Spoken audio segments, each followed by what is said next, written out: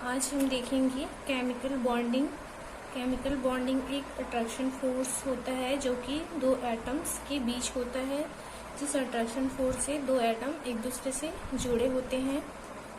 इस attraction force को ही हम बॉन्ड कहते हैं, केमिकल बॉन्ड। यह टू टाइप्स के होते हैं। इसका क्लासिफिकेशन किया गया है जो कि टू टाइप्स के हैं। फर्स्ट है कोवैलेंट बॉन्ड और सेकंड है आयनिक, या फिर इसको ही हम कहते हैं इलेक्ट्रोवैलेंट बॉन्ड।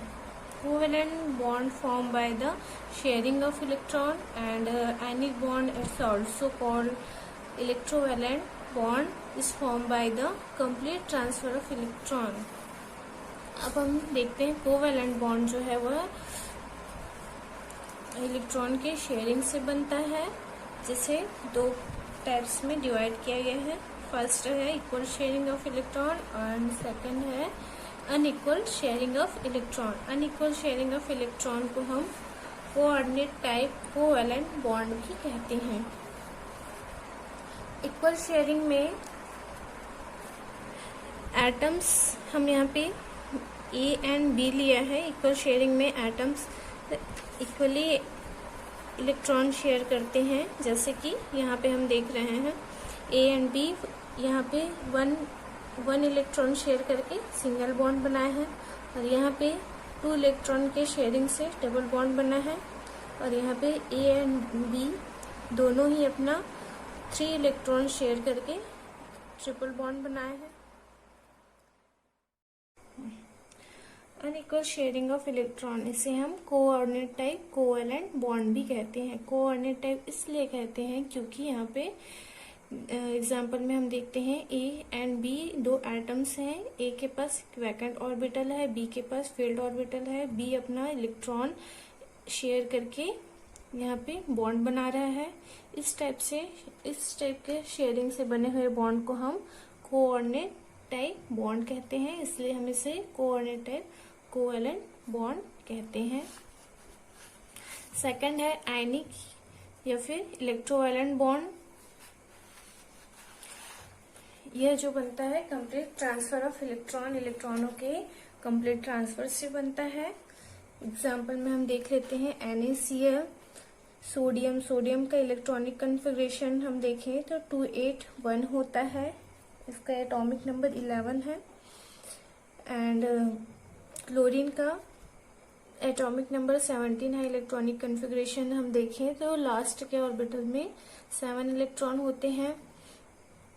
सोडियम अपना 1 इलेक्ट्रॉन क्लोरीन को देके Na+ में चेंज हो जाता है, और क्लोरीन सोडियम से 1 इलेक्ट्रॉन लेके Cl- में चेंज हो जाता है। और यहाँ पे प्लस और माइनस क्यों चेंज होता है, क्योंकि यहाँ पे यह 1 इलेक्ट्रॉन देने से स्टेबिलिटी में आएगा, और यहाँ पे क्लोरीन 1 इलेक्ट्रॉन लेके अपना ऑर्बिटल फिल कर लेगा, इसलिए क्लोरीन यहाँ से 1 इलेक्ट्रॉन लेके 8 इलेक्ट्रॉन अपने ऑर्बिटल में कंप्लीट कर लेता है। लेकिन सोडियम और क्लोरीन यहाँ पे गैसियस स्टेज में है। गैसियस स्टेज में यह अनस्टेबल होता है, इसलिए यह स्टेबल नहीं होता है, और प्लस और माइनस चार्ज एक दूसरे को अट्रैक्ट करते हैं, और इस अट्रैक्शन से यहाँ पे बॉन्ड बनता है। इस टाइप के आयंस के अट्रैक्शन से जो बॉन्ड बनता है, प्लस एंड माइनस चार्ज के अट्रैक्शन से जो बॉन्ड बनता है, इसे ही हम आयनिक बॉन्ड कहते हैं। यहाँ पे एक अट्रैक्शन फोर्स है जिससे कि बॉन्ड बना हुआ है, जिसको हम आयनिक या फिर इलेक्ट्रोवैलेंट बॉन्ड कहते हैं। कोवैलेंट बॉन्ड में electronegativity, covalent bond express and electronegativity difference is less then 1.7।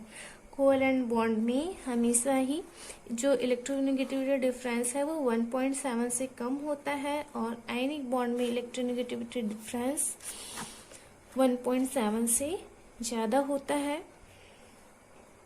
Covalent bond जो है वह डायरेक्शनल नेचर का होता है, ionic bond non directional nature का होता है।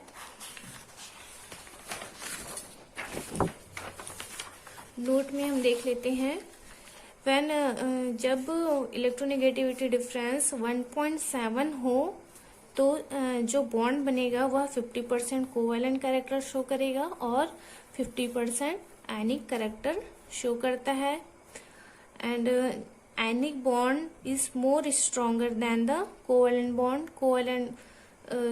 आयनिक बॉन्ड हमेशा ही कोवेलेंट बॉन्ड से ज्यादा स्ट्रांग होता है, क्योंकि आयनिक बॉन्ड्स को हम ब्रेक करेंगे तो उससे जो एनर्जी इमिट होगी, जो एनर्जी वहां से निकलेगी, वह सबसे ज्यादा होगी। कोवेलेंट बॉन्ड के ब्रेक होने से जो एनर्जी निकलेगी उससे जो आयनिक बॉन्ड है उसके ब्रेक होने से एनर्जी निकलती है, जिसके कारण यह बॉन्ड ज्यादा स्ट्रांग होता है।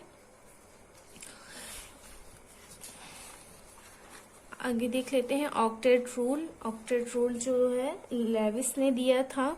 उन्होंने कहा जब एटम जो है मॉलिक्यूल फॉर्म करते हैं तो वह अपना ऑक्टेट कंप्लीट करते हैं। मीन्स जो वैलेंस सेल है उसमें वैलेंस सेल में 8 इलेक्ट्रॉन होना चाहिए आफ्टर बॉन्डिंग। ओके, जैसे यहाँ पे एग्जांपल से हम देख लेते हैं। जैसे कि ये HCl है, H हाइड्रोजन के पास 1 इलेक्ट्रॉन होता है, क्लोरीन के पास वैलेंस सेल में 7 इलेक्ट्रॉन है। वह हाइड्रोजन से इलेक्ट्रॉन शेयर करके अपना ऑक्टेट कंप्लीट कर रहा है। यहाँ पे क्लोरीन अपना ऑक्टेट कंप्लीट कर रहा है। वैसे इस एग्जांपल में ऑक्सीजन है। ऑक्सीजन के पास वैलेंस सेल में 6 इलेक्ट्रॉन होते हैं, 1 2 3 4 5 6। अब ये दोनों ऑक्सीजन 2 इलेक्ट्रॉन शेयर करके अपना ऑक्टेट कंप्लीट कर रहे हैं। 1 2 3 4 5 6 7 8। यह भी 1 2 3 4 5 6 7 8 अपना ऑक्टेट कंप्लीट कर रहे हैं। तो उन्होंने कहा कि जो मॉलिक्यूल है वह आफ्टर जब भी मॉलिक्यूल बनता है तब वह अपना ऑक्टेट कंप्लीट करता है। लेकिन कुछ ऐसे भी मॉलिक्यूल है, बहुत सारे ऐसे मॉलिक्यूल हैं जो 8 इलेक्ट्रॉन से ज्यादा या फिर 8 इलेक्ट्रॉन से कम इलेक्ट्रॉन भी रखते हैं। जैसे कि हम उसे लिमिटेशन में देख लेते हैं। Limitations of octet rule. First limitation है कि यह ऑक्सीजन के पैरामैग्नेटिक बिहेवियर को एक्सप्लेन नहीं कर पाता है। Octet rule is unable to explain the paramagnetic behaviour of oxygen.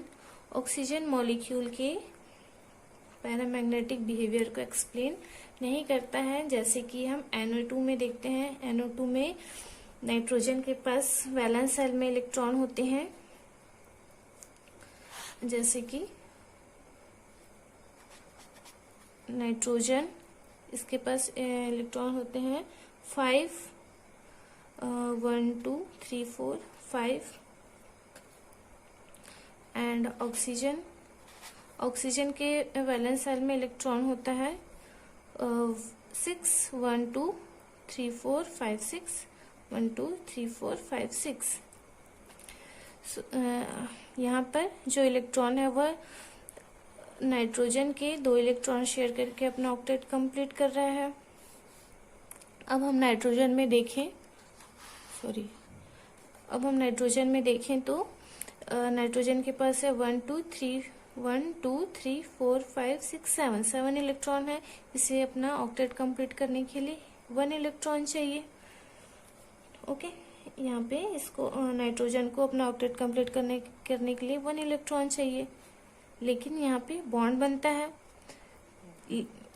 यदि 1 इलेक्ट्रॉन, यह ऑक्सीजन से एक ही इलेक्ट्रॉन ले सकता है, तो यहाँ पे यह इलेक्ट्रॉन कंप्लीट नहीं हो रहा है, लेकिन यहाँ पे बॉन्ड बनता है। तो यहाँ पे इस ऑक्सीजन के पैरामैग्नेटिक बिहेवियर को एक्सप्लेन नहीं कर पा रहा है। सेकंड देखते हैं, there are many molecules which does not obey the octet rule. बहुत सारे ऐसे मॉलिक्यूल हैं जो इस ऑक्टेट रूल को फॉलो नहीं करते, जैसे कि hypervalent and hypovalent molecule.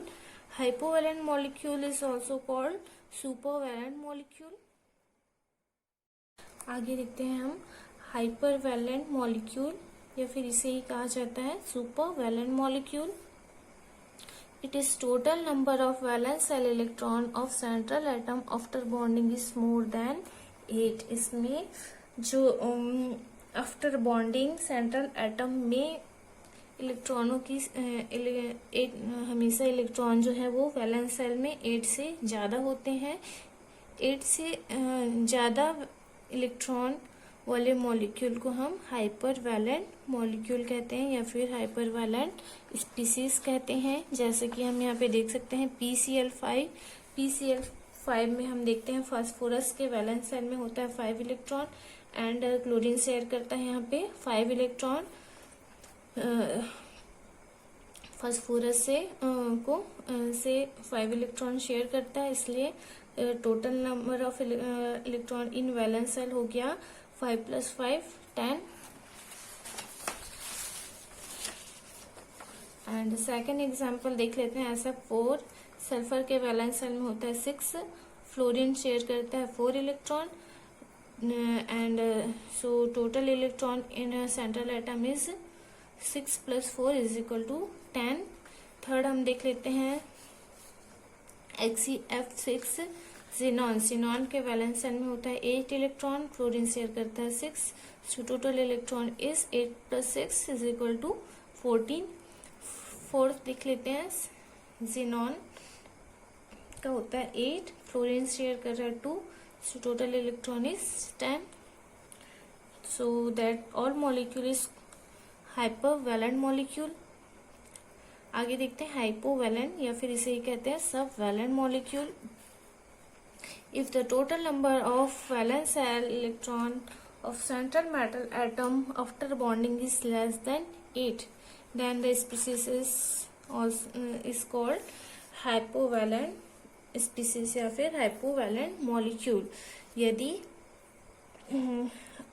Molecule में 8 से ज़्यादा मॉलिक्यूल के वैलेंस सेल में 8 से ज़्यादा इलेक्ट्रॉन है तो 8 से कम इलेक्ट्रॉन है तो हम उसे हाइपोवैलेंट मॉलिक्यूल कहते हैं. जैसे कि यहाँ पे हम देख सकते हैं BeCl2 बेरिलियम के वैलेंस सेल में होता है 2 इलेक्ट्रॉन और क्लोरीन शेयर करता है 2 electron. So total electron is 4. BCl3 boron का वैलेंस सेल में होता है 3. क्लोरीन 3 इलेक्ट्रॉन शेयर करके 3 + 3 = 6. 6 भी क्या 8 से कम है. और यहाँ पे है AlF3 एल्यूमिनियम के वैलेंस सेल में होता है 3. फ्लोरीन इलेक्ट्रॉन शेयर करता है 3. So total electron is 3 + 3 = 6. So that all molecule is called hypovalent या फिर सबवैलेंट मॉलिक्यूल.